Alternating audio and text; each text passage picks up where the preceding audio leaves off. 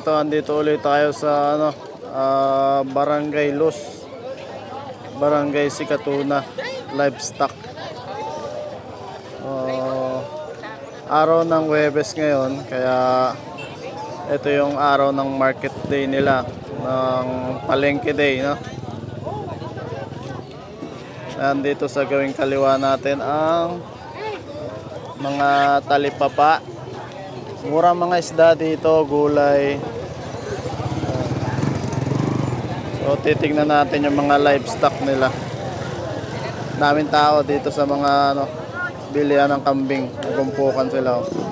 Hanap tayo ng quality. Oh, may naligaw pa na isang pato. Habal, oh. Sa dalawa dito. Anim ang sakay ng habal.